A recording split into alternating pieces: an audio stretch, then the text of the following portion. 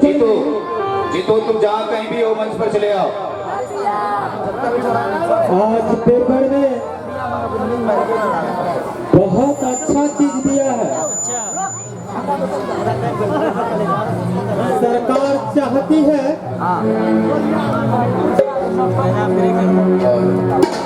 कम खर्च में लोगों को अधिक मुनाफा हो, लेकिन बाद में टैक्स के रूप में सभी से पैसा वसूल लेते हैं। ऐसी ऐसी चालें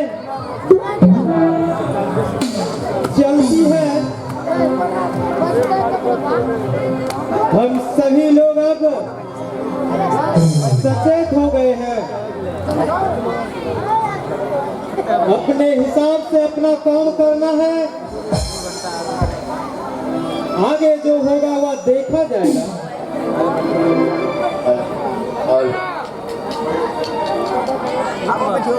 नमस्ते मुखिया जी।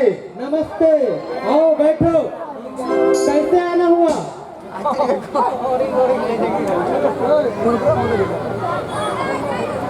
मैं बैठने नहीं आया हूँ मुखिया जी, मुझे कोई निजी काम है। कहो भाई, क्या काम है? एक बात याद रखना मुखिया, इस चाकू की धार बड़ी तेज है। आखिर बात क्या है? मैं रेखा की शादी मैं एक अमीर के घर लगा रहा हूँ। लड़का बिल्कुल बुरा है। तुम बीच में नहीं टपकना, वरना नहीं तो ये देख ले चाकू। नहीं नहीं, मैं मूर्ख नहीं हूँ जो तुम लोगों के बीच में आऊं।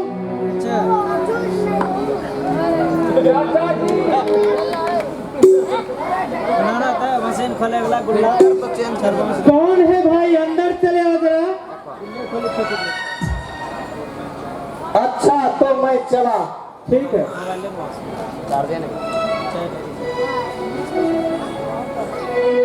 नमस्ते चाचा जी। नमस्ते। अरे तुम कब आए? सुबह ही आया हूँ चाचा जी। सोचा गांव जाकर कुछ करूंगा, परंतु यहाँ तो और कुछ सुन रहा हूँ। क्या सुन रहे हो तुम? बड़े दुख की बात है चाचा जी। बहन की शादी एक 60 साल के बुढ़े से तय हो रहा है। क्या आपके पंचायत का यह इंसाफ है चाचा जी? नहीं नहीं, यह कैसे हो सकता है?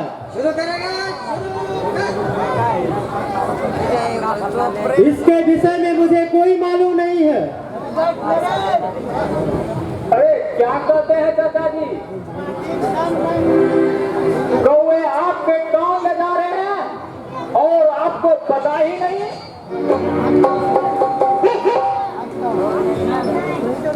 वोट लेने के वक्त तो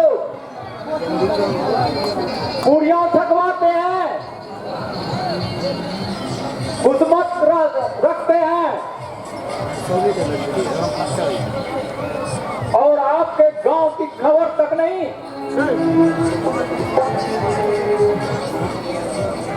अभी ठेकेदारी कोई आ जाए तो और टेंडर निकले तो सबसे पहले आप ही के पास खबर पहुंचेंगे।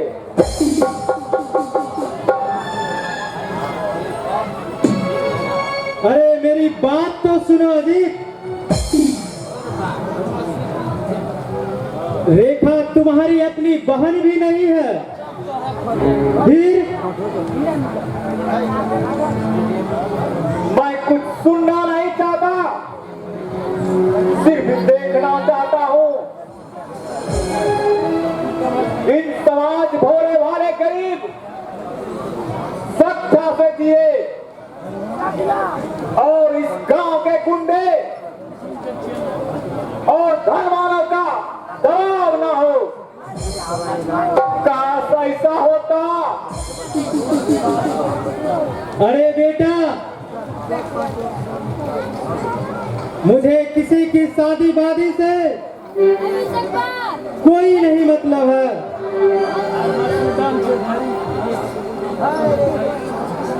चाचा जी, तुमने शादी तय की है या बर्बादी? अगर बर्बादी है तो आपके गांव का मुखिया बनने का कोई हक नहीं।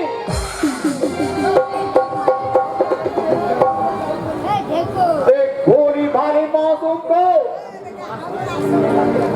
बुढ़े हाथ सौंप रहे हैं, यही ना? बोलिए चाचा जी। रेखा और मीना जैसी, रेखा भी तो आपकी बेटी है। क्या आप अपने बेटी का ब्याह एक बुढ़े से पसंद करना करेंगे? अजीत, सीमा से बाहर मत जाओ। अपनी काली जुबान पर लगाम दो। मुझसे मुंह लगाने से पहले अपनी ताकत और दौलत का अंदाजा कर लो।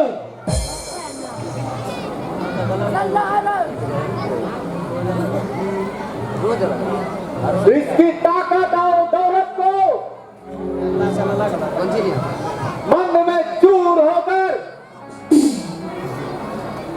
इंसानियत को बेच रहे हैं चाचा जी। घमंडी इंसान, आप मेरी जवानी से जान लड़ा सकते हैं, क्योंकि आपके पास धन दौलत और ताकत है। मैं गरीब हूं, यही ना? पर इन गरीबों की आत्मा से पूछिए, क्या यही आपका इंसाफ है? यह मत भूलो अजीत, मेरे एक इशारे पर तुम्हारी धज्जियां उड़ सकती है, लेकिन यह मैं नहीं चाहता हूं। तुम जैसे भिखारियों को अपनी हाथों ही सही रास्ता कर दूं। जो कुछ तुम बोल चुके हो, लेकिन अब यहां से चले जाओ। मैं यहाँ से वापस यूं ही नहीं जा सकता हूँ चाचा जी। एक अजीत को जान की धमकी दे सकते हैं। एक अजीत के मर जाने से लाखों करोड़ों बेगुनाहों और गरीबों की आत्मा का आवाज दबा नहीं सकते, और उन्हें भी इज्जत से जीने का हक है।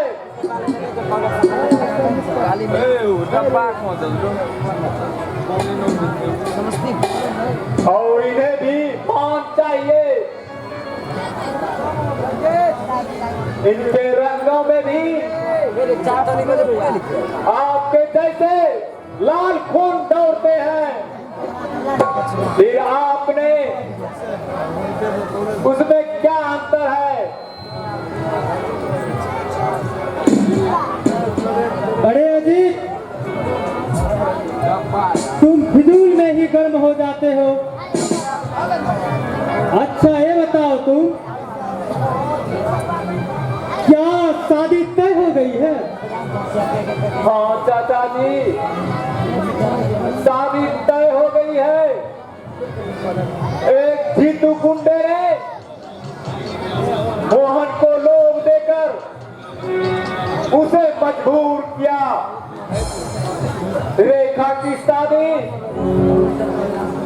सिख प्रसाद से तय हो गई है। रेखा अपनी बात को अगले साल लाइव कर ले। उठाने में वो समर्थ है।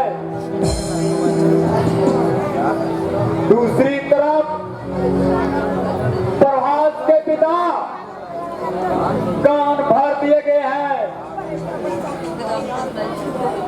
और उसका अमीर बाप बेटा डब्बा कौन और गांव की गरीब रेखा को चाहता है, जिसे पैसा है लेकिन उसे इज्जत नहीं।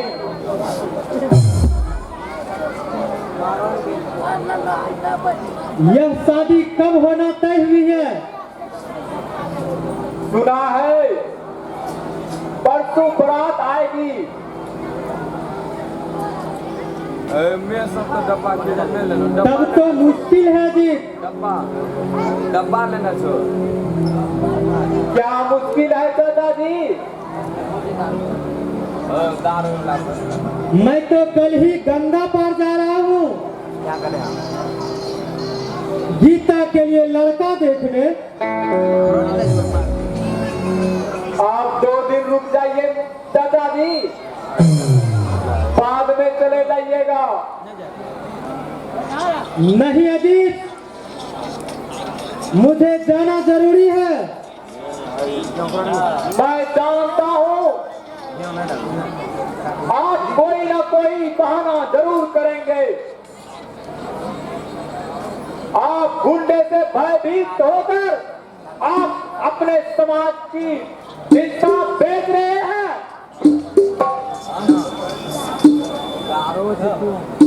इन गरीब की तरफ देखिए चाचा जी,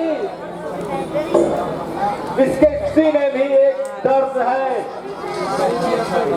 जिसके आंखों में आंसू है और इस अरमानों का खून चूस चूस कर ऊंची मंजिल की तरफ नींव डाली है। मैं जानता हूँ मुझे रोकने से आप नहीं रुकेंगे, लेकिन तुम इतना याद रखना चाचा जी,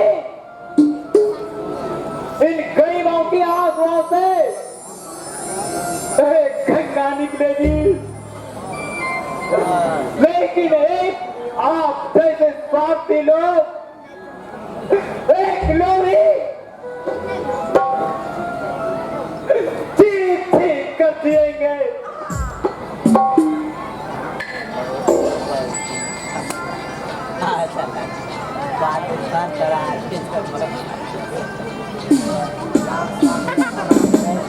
आजकल के ये छोकरा भी अपने आप को खूब समझता है। जब भी ये लड़का गांव आता है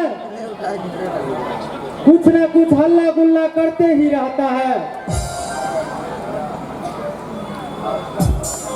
आज तो हमने बहाना बना लिए, गीता के शादी के बहाने यहाँ से मैं चला जाऊंगा। वह भी पकड़ लिया। खैर, रेखा के शादी होने दो, तब इसकी हालत जीतू से मैं ठीक करवाऊंगा।